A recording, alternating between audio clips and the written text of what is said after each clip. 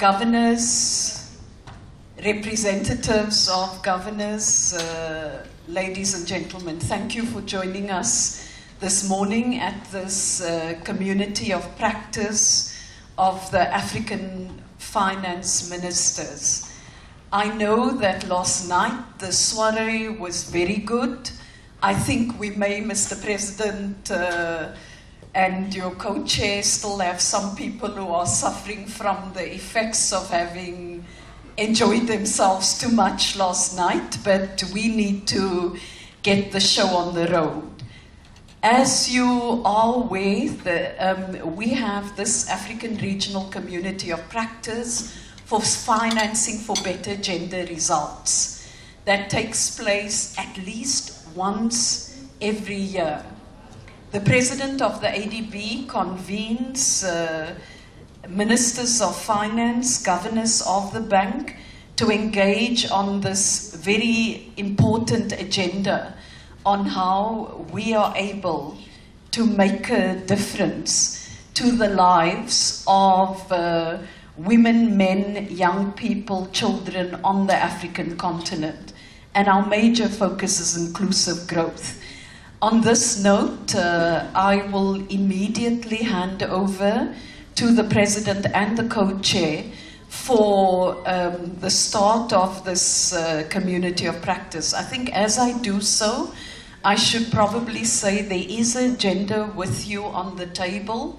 The President will moderate, as I indicated earlier, but there will be a presentation that will indicate what this program on affirmative financing for African women is all about. So over to you, Mr. President.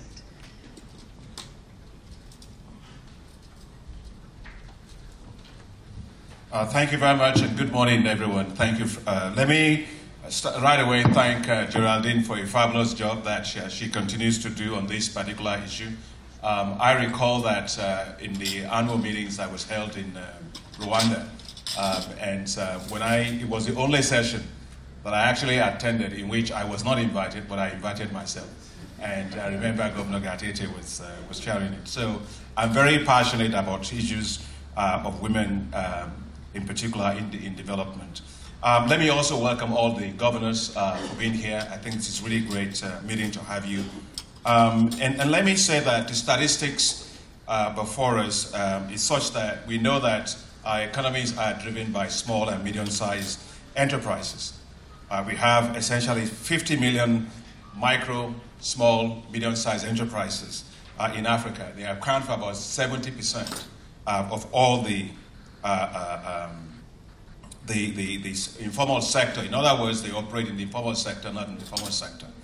The other one is that they are very important for employment and also a significant part of our GDP, at about 33% of the GDP of Africa. But as we look at most of this, I think women are the ones that are most important. As I have said before, when we had a structural adjustment in Africa, it is women that actually kept Africa going. And I think that women are very resilient business people, and we need to find a way of significantly supporting them. But when you look at in terms of access to finance, it's very difficult for women to have access to finance. In fact, in some countries, you find that less than 10% of the women that have businesses have access to finance. There's a huge financing gap for micro, small, and medium-sized enterprises in Africa. The size of that, according to the estimates by the African Development Bank, annually can be about $100 billion. And out of that, $70 to $90 billion applies to small and medium-sized enterprises in sub-Saharan Africa alone. The situation of lack of access to finance is particularly worse in the rural areas, where you find that farmers don't even have access. Women will probably never have access to finance in rural areas. So the cash constraint for them to invest in productivity enhancing technologies is very, very severe. Well, let me say that as we look at this, we must recognize that if we improve access of women to finance, we can change the world. I think we all know that women pay back on their loan. As I've said, the repayment rate is probably about 97%. And the remaining 3% that they don't pay is probably the men, their husbands, that don't let them pay it on their way to paying it. So we know that women are bankable. African women are bankable. So what we have to do, therefore, is to address the barriers to their access to finance. And those barriers include supply-side barriers, the issues of collateral, they don't have credit history. In most cases, there's discrimination, there's weak property rights that they face, and we also know that for most of them, they have limited savings on which, therefore, they can use to borrow. On the demand side, there are also challenges that women face, and some of these challenges include high borrowing costs. Just because you're a woman, you walk right through a bank, people just think that, well, you know, you're a small business person, that you are going to be a high risk, so they are given high borrowing cost. The demand for collateral for them is even more severe. And even when they do manage to get the finance, most of what they get is short-term loans compared to men. And of course, if you've gone to a bank many times and they have not supported you, you stop going after a while. So there is a fear of rejection that women have of going back to banks because they do believe that they are not going to get access to finance. Of course, many of the women that do these informal businesses are not so educated, so the procedures that they have to go through, the forms, that is so complicated for them to be able to operate. And embedded in the financial system, it's an inherent risk aversion against businesses that are actually owned by women. So we believe that at the African Development Bank, our response to this is what Geraldine and our team have done a brilliant job of developing when I announced that we are going to have what is called affirmative finance action for women. Affirmative finance action for women, in which we will try to mobilize $3 billion specifically for businesses owned by women, small and small, medium-sized enterprises, and also to de-risk the lending by financial institutions to women-owned businesses, to build their capacity, front end and back end, to be able to do that, but also to allow our women to have a good credit history. And therefore, all the things that are on the table that make it difficult for them to gain access to finance, we want those things off the table as far as we are concerned. I think that we will be looking to financial institutions that can dedicate at least 35% of their lending portfolio to women. As I said, if we get the issue of women right, we get this continent right. When women win, Africa wins. I think that's very important for us to keep in mind. Let me also say as I close that within the African Development Bank, we are very strong in terms of gender equality agenda. In our 10-year strategy and also in our high-five strategy. The pillars of what we are working on are as follows. First is to strengthen the legal status and property rights and barriers of women. The second pillar for us is to economically empower women by increasing their access to financial resources. Third is capacity building and knowledge development and all the other things we will talk about during this particular session. So let me just say that if there's any group at all that can change the picture that I've just painted to you, it's actually you, the governors, the ministers of finance of the countries that are here. And as I go, I will give you just one incident so that you understand how powerful women can be in being supported. I was going to India in 1988. I just finished my PhD studies, and I was going to work in India to start my international career. Sitting next to me were 3 women, and they were not educated. And in fact, when one of them, to tell you how bad it was, they were serving us food, and she wanted groundnuts. And she asked for groundnuts, and they said, no, but these groundnuts are not for, it's not for everybody, it's for vegetarians. And she was from Nigeria. And when she had that, she got so upset. And there was another woman who could speak a little bit of pidgin English, but not very educated. And they said, no, why are we being discriminated against? Because so you are now only serving the vegetarians, but you are not serving Nigerians. And when we got to India, and she filled the forms, I was surprised. The immigration officer asked her to fill the form, and she took her pen. When she took the pen, she took it this way. to write, to try and sign. And they were laughing at her. And she's made a statement I will never forget. She said, they can laugh all they want, but my children are educated by me, and they are all in top universities in the UK. Even if I cannot write, my children are educated in London. So you can imagine what happens. All she does is just travel. She's a business person that goes back and forth. So ladies and gentlemen, honorable governors, I want us to, let's have faith, confidence in women in Africa as we launch this affirmative finance action for women in Africa. So with that, let me call my co-chair, Governor Gatete, who, as you know, is very, very passionate about the issue of women. And if there's any country that is doing fantastic work in Africa with regard to women, it is actually in Rwanda, where I think he himself is in the minority right now. Thank you very much, Governor.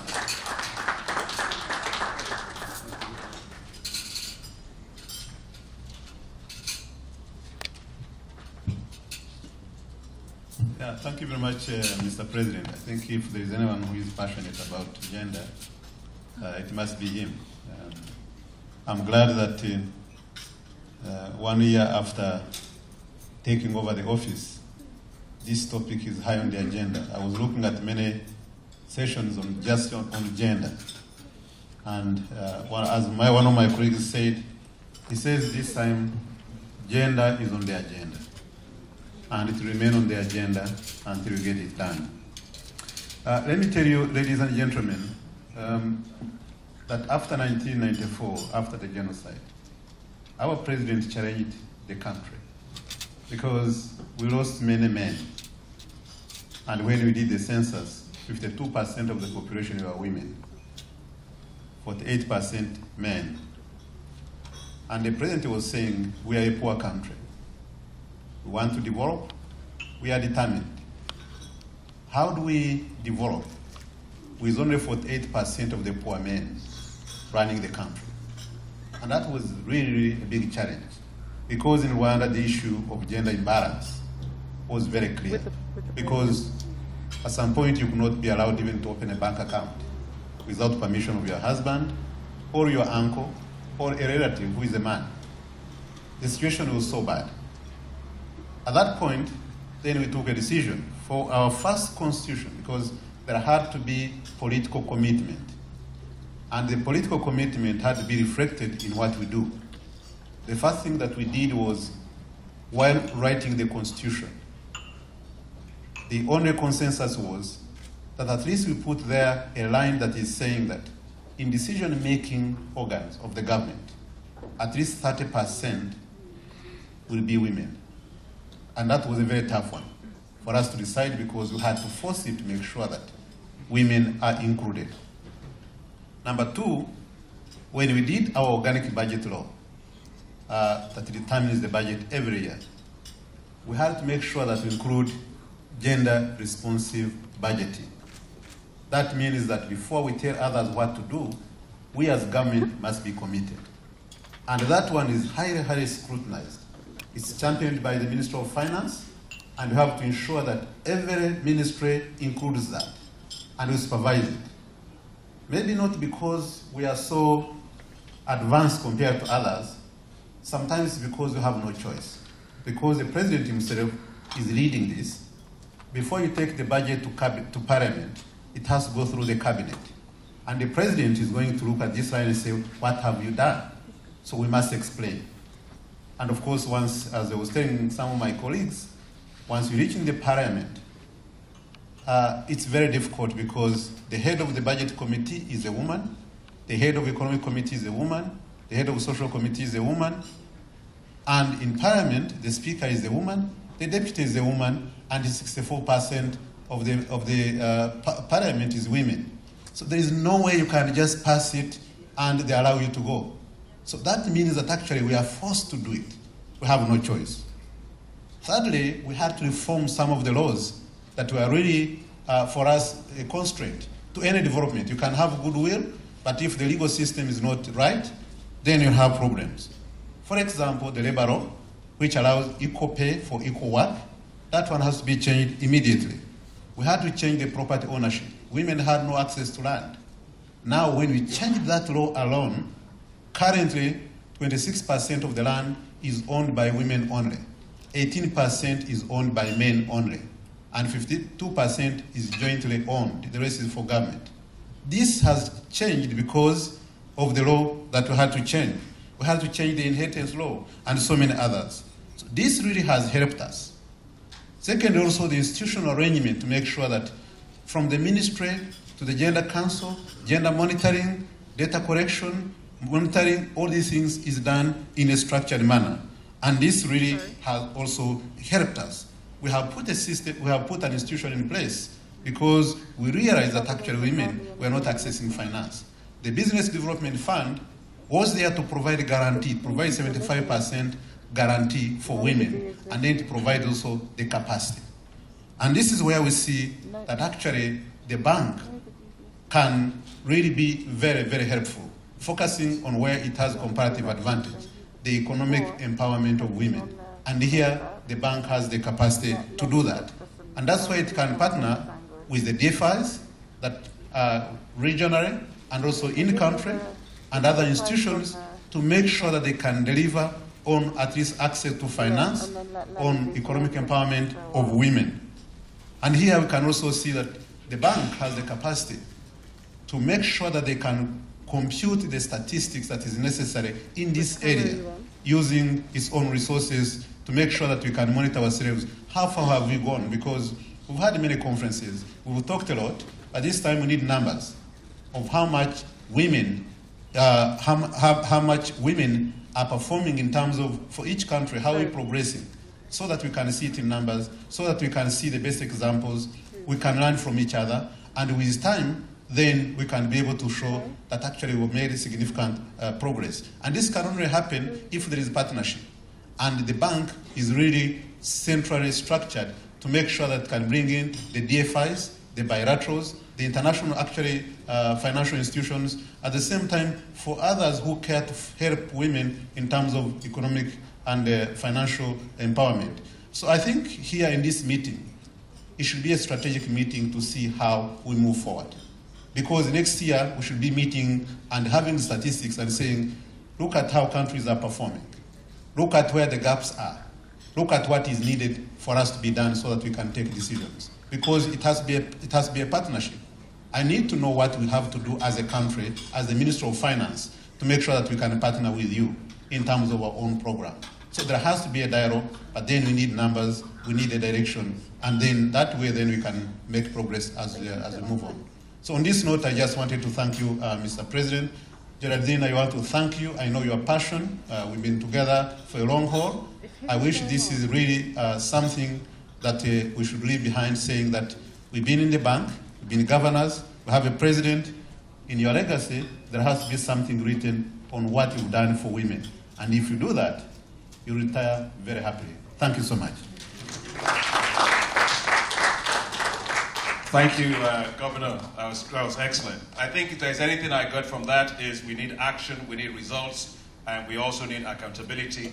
And the governor also raised something that I think was very, very crucial when he talked about being able to have an index that we can compare. I really think that's fantastic. Women Finance Index that we can begin to do across. That's a fantastic idea, and we take that on board.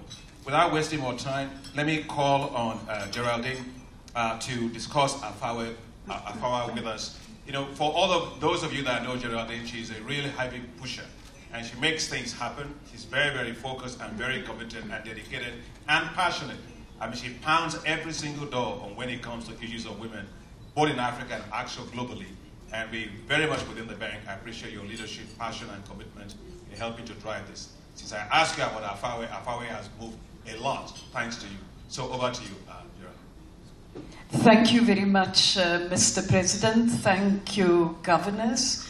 I will do this presentation along with my colleague Stefan Nalatambe, because this is a cross-bank project. So you guys have 15 minutes? Yes, yeah, okay. Yes, we do, yeah. This particular presentation was due to the President stating very clearly that we will not just have a discussion at this Financing for Gender Equality Community of Practice, but we look concretely at what should be taken forward programmatically. And this is based on the Continental Agenda of 2063. It's located in the Sustainable Development Goals, and it takes forward, as the President has said, the 10-year strategy of the bank and the High Five Agenda. For the High Five Agenda to be made a reality, it's got to ensure that we have an enabling ecosystem that will drive this. The President announced this initiative at the Feeding Africa Summit that took place last year. Now, we've done a market scoping exercise in order to ensure that we take this agenda forward. And this market scoping study that was started in May 2016 to inform the design of AFAWA is in particular to assess the access to the finance landscape that for women in business in the 54 African countries. We took a deep dive into 6 countries, and this covered Cameroon, Kenya, Mali, Morocco, Nigeria, and Zambia. And I'm pleased that we have governors representative of some of these countries present here today. Morocco has actually pushed some very interesting aspects on this agenda. Based on the research and analysis on women's economic empowerment, the #1 constraint has been the one of access to finance. There was also very clearly appreciation that there was a need for different strategies that were required by market segments, looking at micro enterprises, small and medium-sized enterprises, and large companies. There was also a need to look at sector segments such as agriculture, construction, mining, but to mention a few. And it was found that the variation across countries are quite high, and that we need to look at the differences that are there. And this will be discussed a bit more by others. There's also socioeconomic norms, so we found that whilst there may be no legal discrimination in operating a business, as it was found in Cameroon during the market scoping exercise, women remain affected in practice by many socio-cultural norms and the society's perception about the role of a woman in the family, society, and the economy. We also, through the study, drew on a few examples because there's been a wide range of responses from government, private sector, and civil society. And we've seen various global studies. You've seen the McKinsey study that's been there in recent times, and so on. But in Morocco, the CCGE Morocco, that falls under the Ministry of Finance, offered I think it's called the Ilaiki product that is offered solely to women, as is indicated here by the governor. He said it's for me, for us, and for women entrepreneurs, and provides up to a 80% guarantee on a loan. Secondly, we've also engaged with a global banking alliance that comprises DFIs, IFIs, and NGOs across the public and private sector, with members in 135 countries. It has various partners in Africa, including Access Bank, Diamond Bank, Chase Bank, but to mention a few.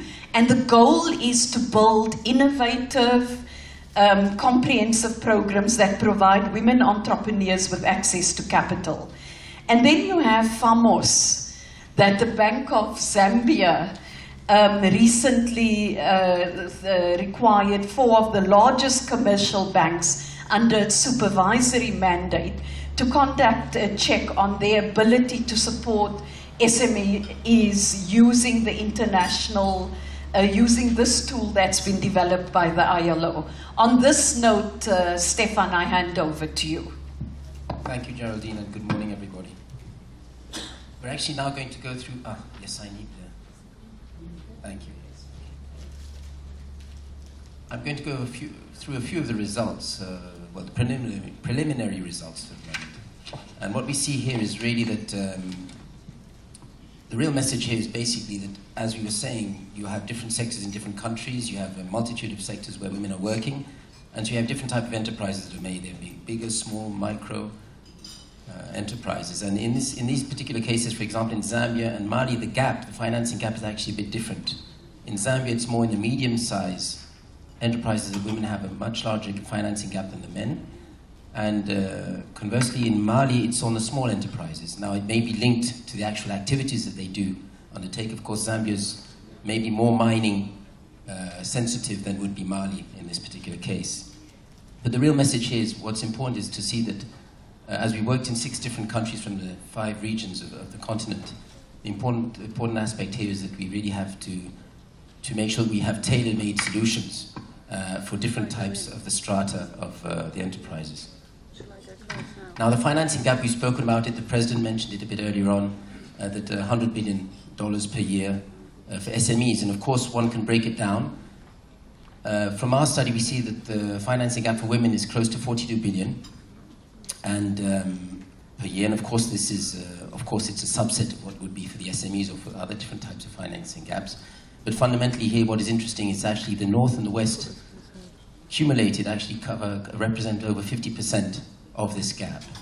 So of course we see that that's where we may have a bit more work to do, or the others are already working on it quite substantially. What's our objective at AFAWA? AFAWA is a program, and it's a program that's allowing us to actually already deploy the instruments that the bank is using. And of course, it's not going to be the bank alone working on this, but as you know, we are a AAA institution. Our president is also a AAA, so we offer AAA solutions, which is available, accessible, and affordable. This is what we hope to be able to do. And the goal for us is to mobilize up to 3 billion through a partnership approach, as was mentioned by Honorable Governor Gatete earlier on. The partnership approach is extremely critical here. And we have already had discussions, Geraldine and some of the team were yesterday in discussions with the MDBs that are here. And we, of course, had some very positive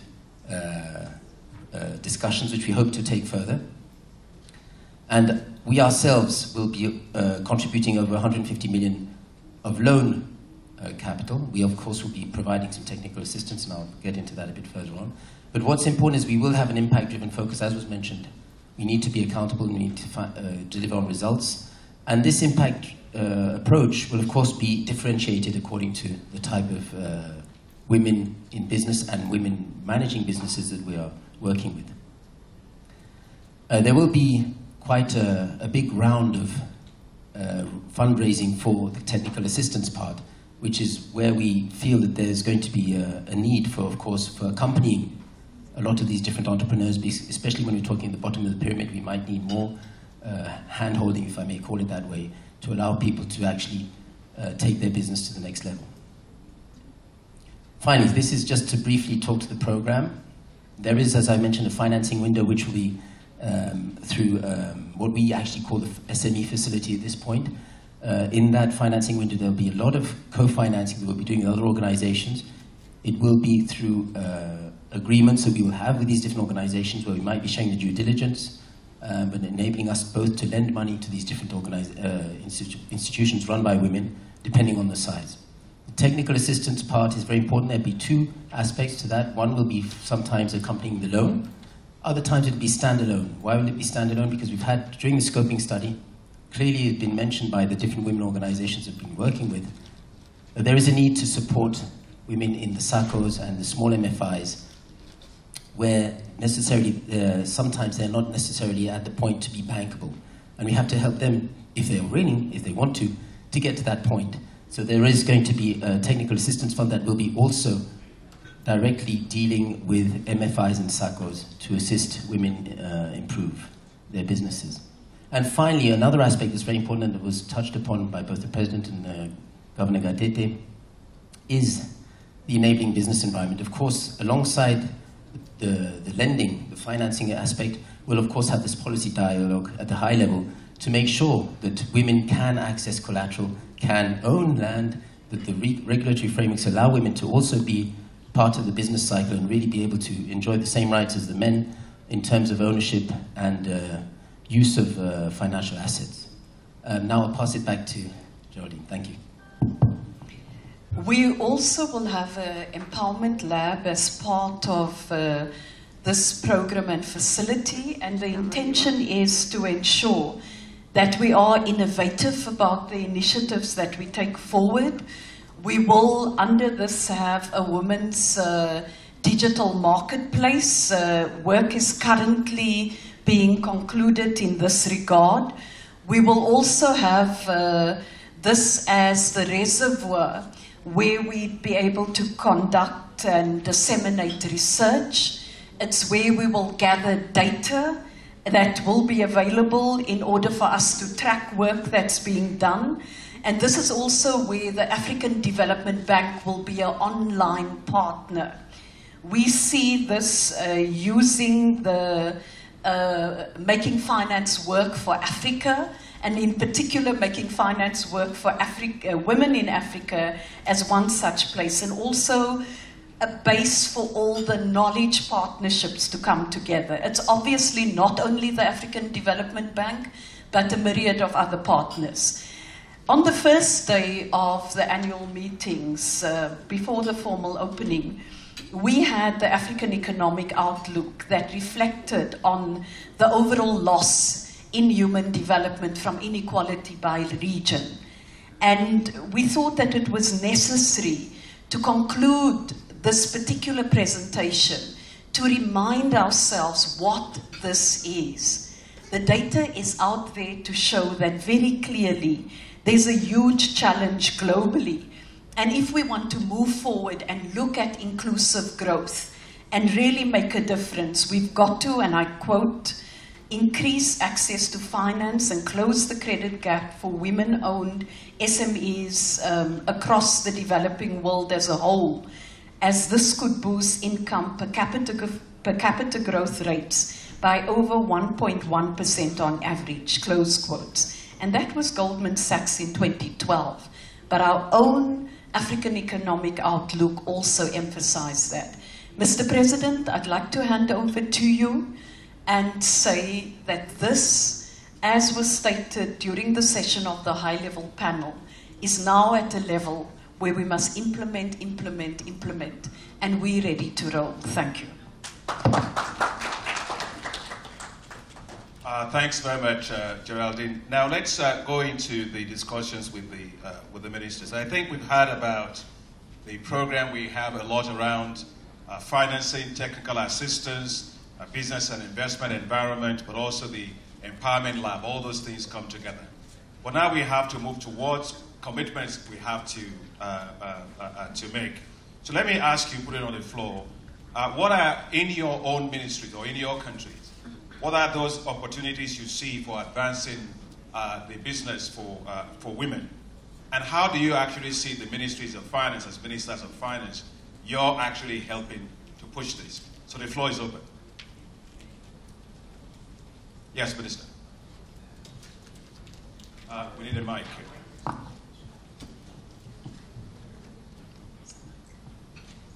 Thank you very much. I'll try to be brief. I come from Botswana. I'm the Minister of Finance in Botswana. Very heavy task, I must say.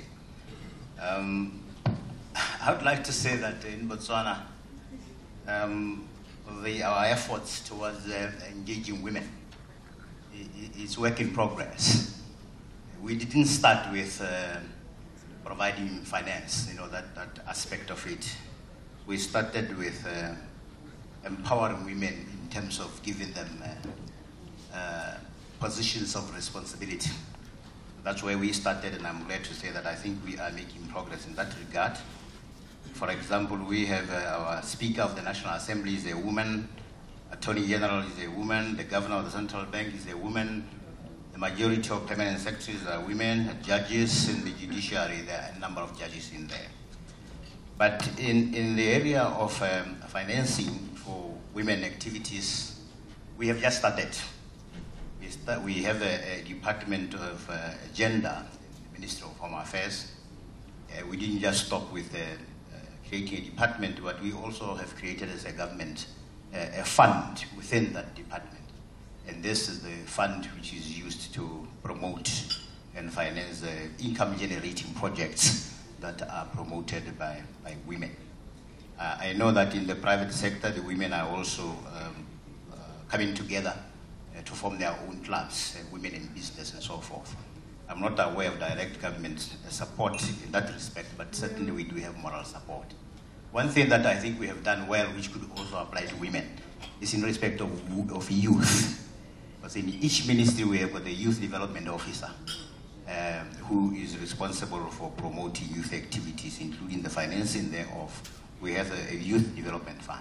So I believe that maybe one thing we can do in the future is to have a similar structure of women development officers, if something like that, who can promote the activities of women. Finally, something I have learned, because I'm here to learn as well, and I've learned a lot, I must say, is the idea of a government responsive budget, women responsive budget. I think it was said something like that. Yes, it's something that I have learned. We'll try it in Botswana. Thank you. Thank you very much, and yeah, let me take a woman first. Yes, Minister, vous avez la parole. Merci. Merci, Monsieur le Président. Et je voudrais dire que je ne suis pas le ministre des Finances de la Guinée, mais je suis particulièrement intéressée par cet aspect des activités de la banque. Et j'ai le grand plaisir d'informer ici ceux qui sont présents que la Guinée a déjà fait un grand pas dans cette direction-là.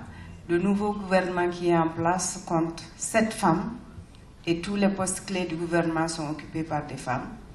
Les finances, le plan, les travaux publics, l'agriculture et les affaires étrangères et d'autres ministères. Donc, pour la Guinée, la question ne se pose pas. Nous savons tous que c'est avec les femmes qu'on peut développer l'Afrique. Il n'y a pas de question autour de ça. Je suis ravie de savoir que la banque met cette question au centre des high fives. Parce que, effectivement, en donnant la possibilité aux femmes d'être des acteurs dynamiques dans le développement économique, les choses vont peut-être changer maintenant en Afrique. Je suis particulièrement satisfaite de savoir qu'il y a déjà un travail très complet qui a été fait quant à la conception de la façon dont la banque va mettre en place ce support et quant à la mobilisation des ressources. Mais la question que j'aimerais peut-être poser, c'est de savoir comment la banque entend mettre en place ce programme et surtout concrètement comment ça va se faire sur le terrain. Pour moi, je pense que dans le pays, il y a eu beaucoup d'initiatives de soutien aux femmes, de soutien aux petites et moyennes entreprises de la part du gouvernement. Mais j'avoue que les résultats n'ont pas atteint les objectifs qu'on s'est fixés.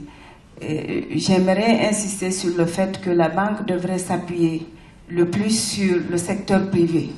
Si la banque peut avoir une possibilité de mettre en place ce programme dans le pays à travers les petites et moyennes entreprises, à travers le secteur privé, je pense que ce sera un important impact dans le domaine du développement. Je voudrais aussi insister sur l'aspect de support. C'est bon d'avoir les ressources, c'est indispensable d'avoir les ressources, mais il faut accompagner les pays dans la mise en place et surtout dans le système de financement. Les fonds sont là, mais comment faire pour que les bénéficiaires utilisent de façon judicieuse ces fonds-là. Merci. Je pense que c'est important. Okay, merci, Madame le Ministre. Minister from Gambia. Thank you. I'll come to you from. Mr. President, let me first of all thank you and your co-chair for your introductory remarks.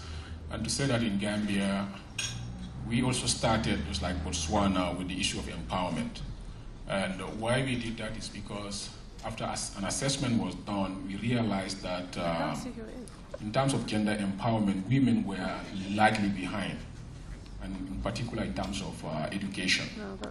So the government, since 1994, focused much attention in the area of empowerment by ensuring that the girl child is enrolled in school and maintained in school to completion. As we speak today, we have in all levels of education, from primary to senior secondary level, we have more girls than boys in school.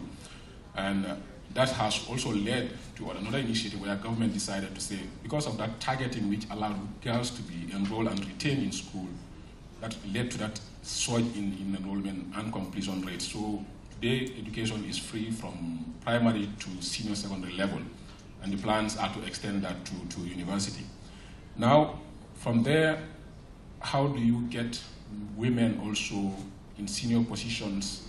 Government is also making significant efforts in that by ensuring that, one, we have a vice president who is a female from 1994 to now, and the deputy speaker of the parliament is female, and we have so many other female representatives. We have no law in the Gambia that discriminates against women for that matter. We have to be clear. Even though we have not gone to legislate quota systems like Rwanda, where we say you have to have a minimum of that, but at least in terms of giving equal opportunities there, what I think is now left to do is some form of targeting when it comes to maybe access to finance, because that's an area where we are not doing very well. We do not have any specific fund dedicated to financing activities of women, but we have kind of general access where you say everybody can come in and present your projects and ideas. But the challenge there is because we had lagged behind in education in early stages, so we have very few women that can tap those opportunities, and this is an area where we really need to make some more progress. So what I would recommend to Geraldine and team is that we met in Kigali, we met last year in Abidjan, and here we are meeting, but in between meetings, nobody hears about this community of practice. And as a community, I believe we should be able to be linked through a system where we occasionally, topics can be flown out and people will debate on it, share experiences. It will help us in staying up to date and focus on the issue. Otherwise, we meet, and since after that, we don't hear anything until the next meeting. It kind of, it may slow down some impetus in the process. Yeah. No, thank you very much, Minister. But just to say that your community of practice, what you're doing here, is so influential. You don't know how much you influence decision making. Because when I sat in this room, as I say, in Kigali, and that was one thing I took away. Mr. Gatete was speaking, and he talked about gender-based budgeting. I got away from there. So when you elected me as president, it was in my head that we had to do something about it. So you really don't minimize the influence you have from the things that you were saying here today. But let me go to the minister, and then I'll come back to you. Minister, vous avez la parole.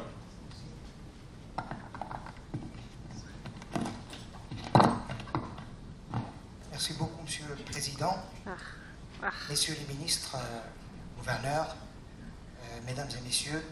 C'est un plaisir pour moi de me joindre à cette rencontre extrêmement importante et qui est très chère sur une thématique bien sûr très chère au Maroc, car rendre les femmes capables de contribuer à l'économie comme entrepreneurs représente une opportunité majeure pour booster la croissance et la création d'emplois.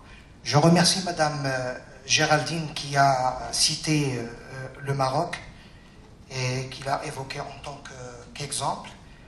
Et je voulais ajouter par rapport à ce qui a été dit que en plus de la Constitution de 2011, dans laquelle bien sûr les droits basiques sont accordés aussi bien aux femmes qu'aux hommes, les mêmes droits basiques et les mêmes libertés économiques, libertés publiques et économiques. il y a en plus de cela la loi organique des lois de finances, qui est en quelque sorte la constitution financière au Maroc. Alors cette loi, qui a été adoptée par le Parlement, a institutionnalisé la prise en compte de la dimension genre dans les pratiques de programmation, mais aussi de suivi et évaluation des actions des différents départements ministériels et institutions publiques. Et à ce titre, d'ailleurs, il y a bien sûr des objectifs bien définis, des indicateurs chiffrés qui permettent de mesurer de manière très précise les résultats qui sont réalisés. D'ailleurs, le budget genre, ce qu'on appelle le budget genre, est maintenant reconnu par les Nations Unies comme étant une démarche pionnière. Alors, bien sûr, des stratégies et des... Monsieur le ministre, vous pouvez faire ça très rapidement. Il y a bien sûr des stratégies et programmes qui ont été mis en place. Et je voulais juste, bien sûr, en plus de la possibilité pour la femme entrepreneur, si vous voulez, de bénéficier de garanties dans le cadre du programme qui a été mis en place par la CCG, qui a été cité par Mme Géraldine, qui s'appelle Ilaiki, qui donne 85% de garantie du montant, bien sûr, accordé par les banques, 85%, ce qui est spécial pour la femme. Il y a également, bien sûr, d'autres programmes qui permettent aux femmes de créer leur entreprise. Et c'est ainsi qu'il y a beaucoup d'entreprises qui ont été créées par les femmes marocaines, aussi bien dans le service, le commerce, l'industrie, et le taux d'activité entrepreneuriale par rapport à la population en âge d'activité est le plus élevé au Maroc par rapport à l'Afrique du Nord et même au-delà. Il y a aussi la microfinance. Mais donc c'est très important, je voulais ajouter un point par rapport à la microfinance, c'est que les femmes en bénéficient plus que les hommes. Et elles sont, comme vous l'avez dit, Monsieur le Président, elles sont bancables, c'est-à-dire qu'elles payent bien, je dirais, leur dette. Et en plus de cela, les femmes, il y a une étude qui a été faite et qui montre que 59% des femmes, bien sûr, des entreprises qui sont dirigées par des femmes, elles ont plus de 10 employés, et c'est généralement des femmes. Donc la femme pour la femme. Thank you. That's great. Women for women employment. I think that's really great. One thing that you said here that's very important is your 85% guarantee for women, which is de-risking it, which is very important. Let me take Madame la Ministre de Tchad.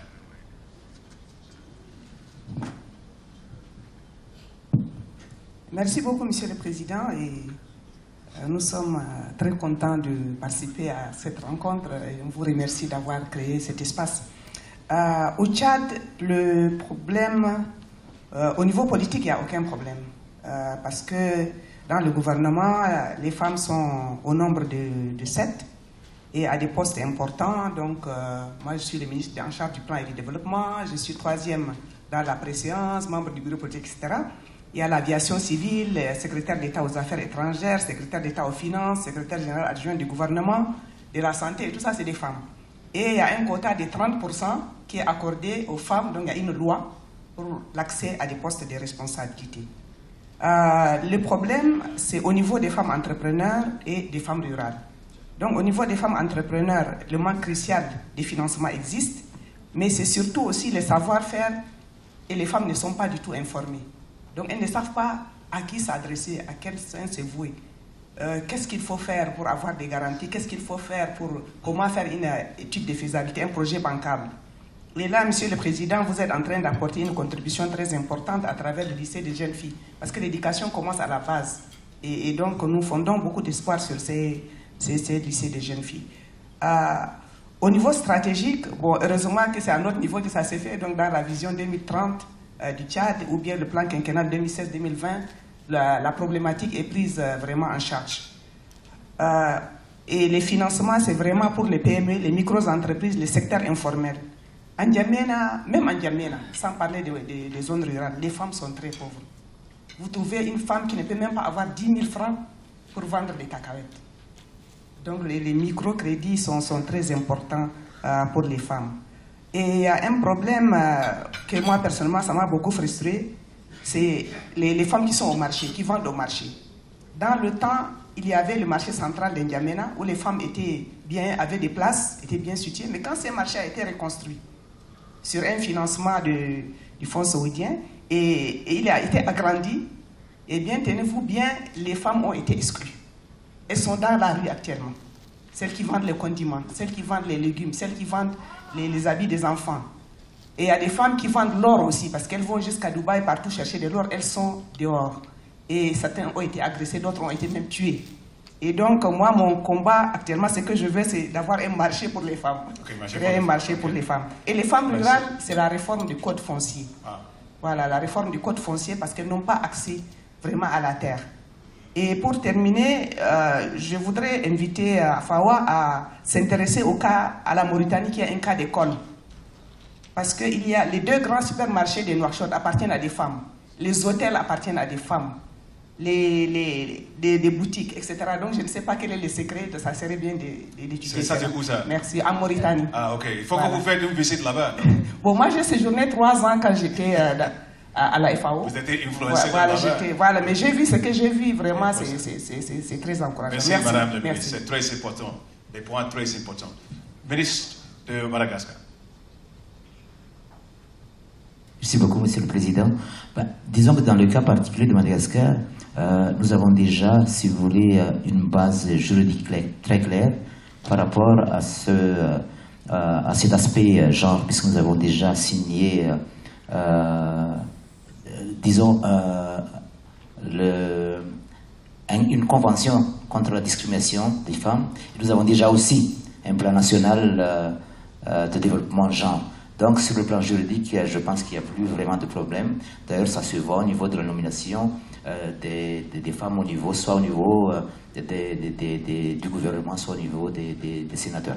Mais là où il y a le problème, c'est au niveau, effectivement, de ce manque d'accompagnement pour faire en sorte que ces femmes-là puissent jouer vraiment leur rôle. Alors que les femmes, nous les connaissons tous, hein, ce sont des hard workers, comme on dit. Ce sont des femmes qui font preuve de rigueur, qui sont très tenaces au travail et surtout qui gèrent bien les finances. Donc il faut qu'on arrive à trouver effectivement des mesures d'accompagnement pour les aider à s'épanouir. Donc dans le cas de Madagascar, là où il faut peut-être accorder une importance particulière, c'est au niveau des femmes rurales qui travaillent beaucoup, mais comme l'a dit mon collègue du Tchad tout à l'heure, il y a vraiment des problèmes au niveau des réformes foncières et tout ça. Et il y a aussi des femmes artisans qui sont très très compétentes, mais le problème c'est qu'ils n'ont pas les financements nécessaires pour pouvoir s'épanouir. Donc il y a ce problème de financement-là, mais surtout, Monsieur le Président, il y a donc ce renforcement de capacité qu'on devrait vraiment financer pour que les femmes puissent jouer leur rôle dans l'économie. Merci. Okay. Thank you very much. I think if there's something that we've all talked about is that in all your countries, from Botswana to Guinea, and also to Gambia, to Madagascar, to Chad, and also to Morocco, it's clear that women are given a place of importance in your policies. In fact, also in Rwanda and others, that in fact women are occupying very important positions. So basically we have no choice. If women are in all those positions, then we must be producing results, actually. So I think let's shift the conversation now a little bit to the AFAWA more concretely. So what are the things that within your ministries, as ministers of finance, you've listened to Stephen and also to Geraldine. This program responds to several of the things that you're saying. In terms of what Madame was saying, Madame the Minister du Chad, about making sure that we pay particular attention to the informal sector, where you have a lot of women. And actually, within this strategy, the informal sector has a critical role to play. We've heard about guarantees. We've heard also about the need to have reforms of the land things. But one thing I heard in the one I sneaked in last year was something about the issue of procurement. To have affirmative laws in terms of X% in terms of public procurement going to women. And I think we should also keep that in mind. It was a great thing that came out of that. So the floor is open. What can you do? You are the champions out here. And really, we want results for women. As Geraldine says, we don't want to keep talking about this. We as a bank want to make sure that we deliver results for women. That's the only thing that matters. And I can't think of anybody else being the champions than you that are here and other ministers. So what kind of things are you willing to take as our champion for this to make sure it happens, our power happens in your country? So I'm going to call on you one by one. There are others that I might not have called, but all ministers that are here, please, you are the champion. So je vais commencer tout de suite avec, is there any minister that has not spoken? Yes. You're number one champion. Thank you very much, President. Just to share Angolan experience, we have 52% of population is women. Yeah. In this total of population, 32.8% are women between 25 and 64 years old. Those women, they start in 1999. They start the association. 10 years later, they organize and establish an Angolan Federation for Women Entrepreneurs. In the moment, they have more than 4,000 women in this association. They work with the 4 banks. One of the banks is a public bank, and the government established a lot of programs to empower the women. One of the instruments was a warranty credit fund, just to avoid the problem to access the fund. So the Minister of Finance of Angola will continue to promote the empowerment of women in the next years.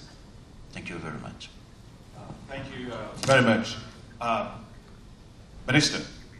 Merci, Monsieur le Président. Je pense que solutions, huh? What are you going to do? I'm asking for commitments. L'une des dispositions qu'on peut avoir, c'est avec la banque, d'avoir une facilité auprès des banques commerciales, genre ligne de crédit, qui est dédiée uniquement au financement des petites et moyennes entreprises pour les femmes. Comme les fonds que vous mobilisez sont des dons, je pense que c'est une possibilité de résoudre le problème du coût de financement. C'est aussi une possibilité de résoudre l'aspect assistance technique qui peut être incorporé dans ces lignes de crédit et qui seront mises à la disposition des femmes. Fantastic. I'll come back to you, but let me go back to Minister from Gambia.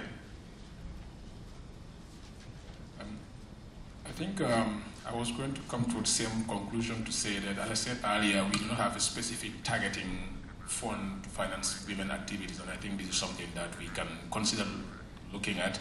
We have the base, which we have set up a social development fund that kind of provides microfinance support to organizations and enterprises that are engaged in small activities. Maybe we can look at it further with a view to saying that a certain percentage of their activities have to be specifically dedicated to women. That's something we can possibly look at.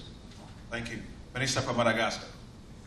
Je vais être très bref. Premièrement, appropriation par le pays, c'est-à-dire budget sensible aux gens.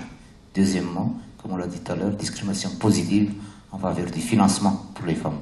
Dans ce cas-là, on peut parler de garantie sur les crédits, comment faire pour que les femmes puissent avoir accès au crédit. Et troisièmement, renforcement de capacité. Merci beaucoup, Monsieur le ministre. Madame le ministre du Tchad. Oui, moi j'adhère à tout ce que mes collègues ont dit. Je voudrais juste ajouter qu'il faudrait aussi mettre une ligne de crédit spéciale, donc une attention particulière aux femmes rurales. Et je pense que pour vous, en Tchad, cette situation de marché là, il faut qu'on règle ça. Oui.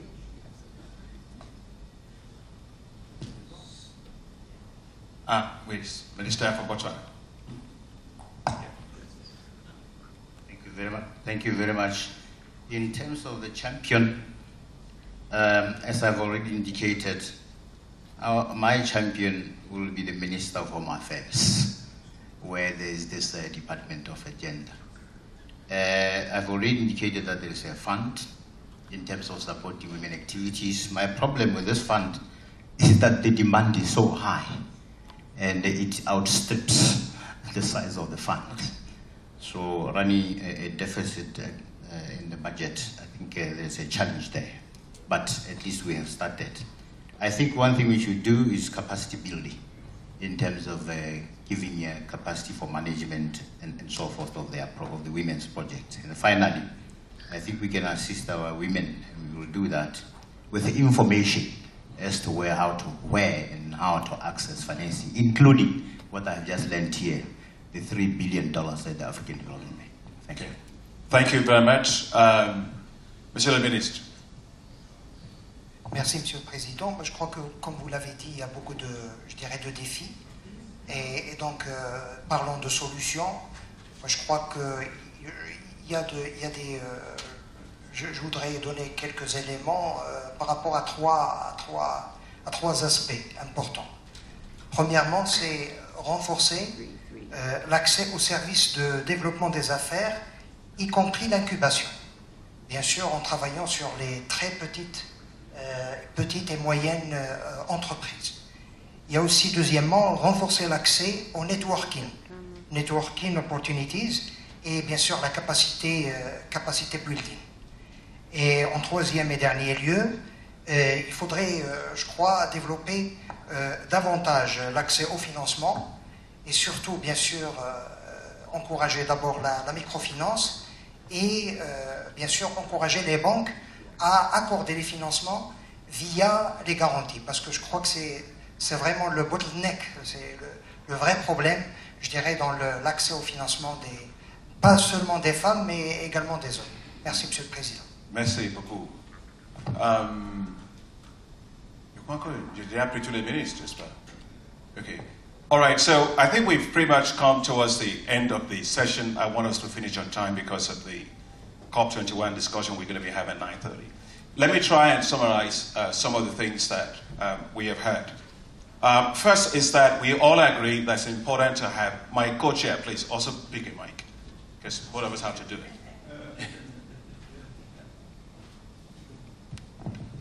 Yeah. So maybe let me just say a few things I had, and then we can. I think we had that we need to have positive discrimination in time for women. So we all agree, right? Will you agree? Okay. All right. We also agree from what Minister Gadede said that we should move to gender-based budgeting, which is something that I think would be good for all of us to have. What else do you have on your list? Before I go to that list, I wanted just to mention one thing. Somehow we need to differentiate when we say gender gap requires everything from governance, legal, social, but I think if we focus on our competence, on the economic side, on the financial side, we have the power here and we have a big influence as finance ministers. One of the things I wanted to tell my colleague is that when we are allocating resources of the government, the president is not standing there telling you what to do. You decide, you influence your colleagues, and you take the money where you want to take it. Whenever you want to make sure that the financial system also addresses specific policy issues, like this gender financing, we are the ones who liaise with the central banks, we are the ones who liaise with the banking system, we are the ones who liaise with any partners, we are the ones who talk to AFDB, we are the ones who talk to the World Bank, we are the ones who talk to anyone. Meaning that actually we have influence in that area of financing on the gender. Now, we have been somehow confused that in our own governments, we have a ministry in charge of gender, and then we think that you coordinate everything. But they don't know more about finance than ourselves as ministers of finance. We know better, meaning that they can coordinate on other things, but when it comes to this, we have the upper hand.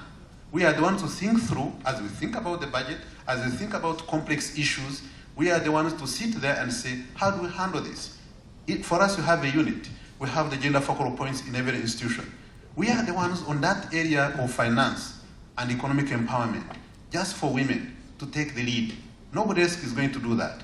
They can take the lead in other areas, but on this one here, I just wanted to say the Minister of Finance has to take the lead. I agree with Governor Gatete, and I think just to frame that in a concrete action is that we will want to take that point and say the Ministers of Finance and the central bank governors should convene meetings within their countries with all the banks that are there and the microfinance institutions to talk about the issue of AFAWA first, but also to talk about how to de-risk the financial markets specifically for women.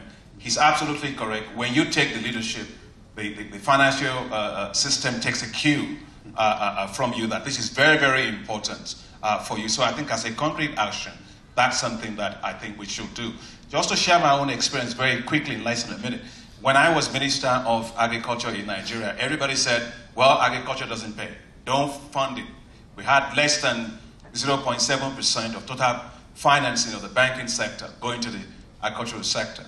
I called together, just like we are here, all the chief risk officers of all the banks into a room for 3 days.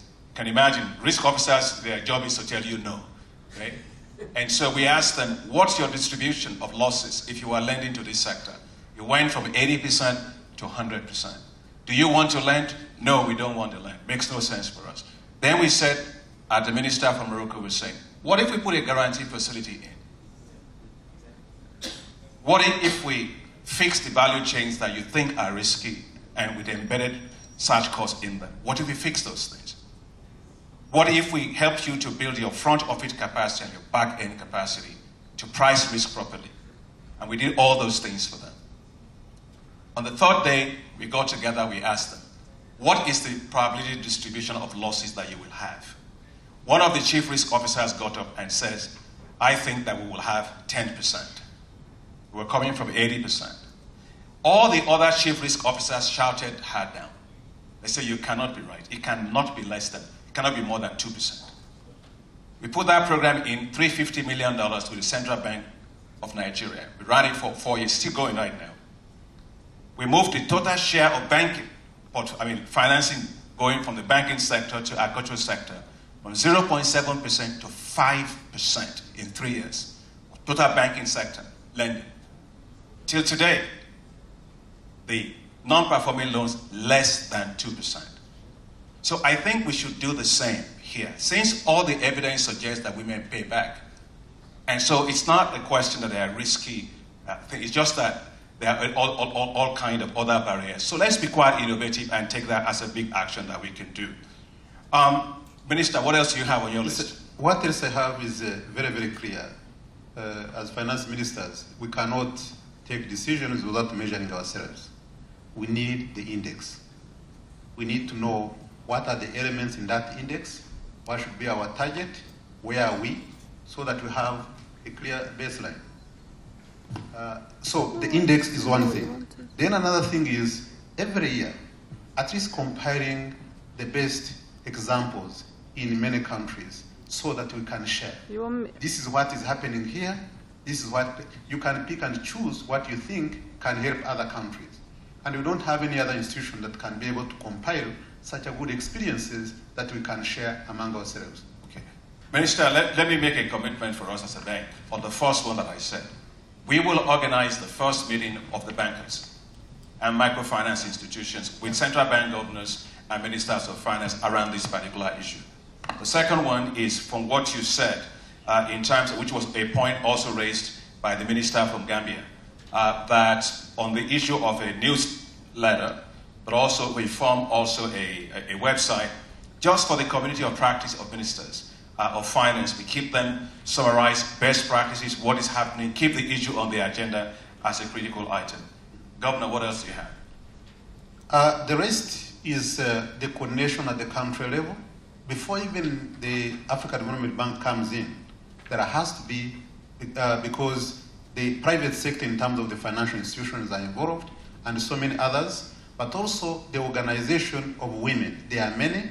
If they are not properly organized at the national level, then it becomes very difficult. Because sometimes, in terms of associations, in terms of understanding their issues and working together with them, there has to be organization at the country level for us to provide support, for us to provide any kind of technical skills that they need for them to become financially inclusive. Okay, to take what the governor just succinctly summarized forward, for us pragmatically to support the ministers because they are very, very busy people, what I suggest then that we do from the bank is to support in each of the countries, working first with our ministers of finance, the affirmative finance action for X, which is for your country, affirmative finance action for Kenya, affirmative finance action for Rwanda.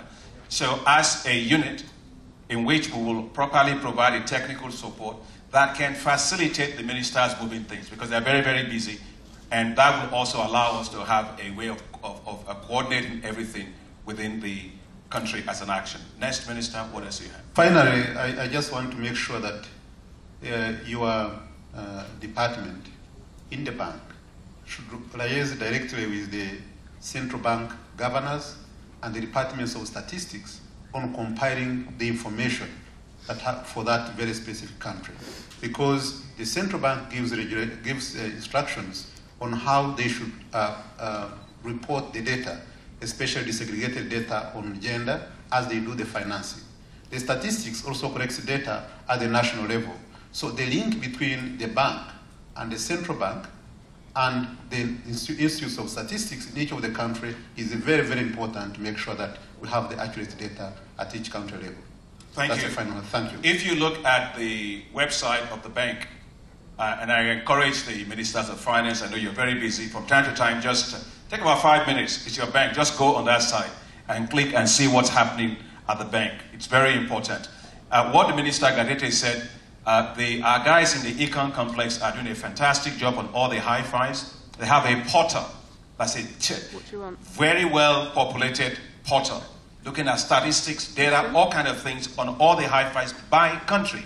And they were going to use it to monitor how we are doing in terms of hi-fis by country. So one thing that we take as an engagement on this, in terms of what Governor Gadete said, is that from the Econ complex and our private sector complex, we will help to make sure that we are able to provide statistics so you can touch it and see what is happening with regard to various institutions lending to women and actual actions going on that, so as a concrete thing. So I know we have to wrap up. Just say one thing, and I think this is very important for us. Which camera you on? You know, if you had asked every African what the African Development Bank does, it would be difficult to understand what actually the bank is supposed to do. If you ask every head of state, they may give you a list of so many things of what you're expected to do. But when you came with the high fives, it made it so simple for everybody, the governments, the individuals, the civil society, your partners, to understand what the bank is focusing on. Now, if we can use the same example and simplify the agenda, make it simple, make it understandable by everybody, then it really allows us to focus and making sure that we are doing the right thing. Whatever we do, let's keep it simple so that it is understood by everyone. If we complicate it as economists, then we'll only be talking among ourselves. Let's make it simple, because for us, we understand we cannot really have inclusive development without including women. It's not possible. And for us in Rwanda, we look at it at the household level. If a household can develop, and it can only develop if a man, a woman are together contributing. If we cannot address this, then we cannot get the inclusive development, and that's why you have to keep it simple. Thank you. Thank you very much. I am going to close. Before you leave, Minister, I can guarantee you I'll close in less than 60 seconds. Let me say that the issue is next steps. And we would like to have this next meeting in terms of actions on things that you've actually asked us now, between now and November. I would like to recommend then that we have a meeting on Afrawe in the side meeting, in the side meetings, in the World Bank meetings in Washington, that we can actually then report back on some of the things that has been done between now and after that time. So you know there's a lot of work going to go ahead. Let me say, Honorable Ministers of Finance, thank you so much for coming this morning. Thank you for your ideas. Thank you for your suggestions. Thank you for your passion and your commitment to women issues, but in particular to making sure that Afawe works for all the women. I know that you are the champions, and please help us tell the other governors how this is very critical for them. I think at the end of the day, if this is one thing that we do, we'll be able to have the inclusive growth. That inclusive growth that we said, it's part of our main thing. Inclusive growth is a practical way of actually doing that. Let me therefore thank you very much, Geraldine, and thank you very much to Stefan and all the team. Please stand, all the team from the bank that have been working on this. Please let's appreciate them. Thank you very much, and have a good day, and we'll see you in October in Washington. Thank you.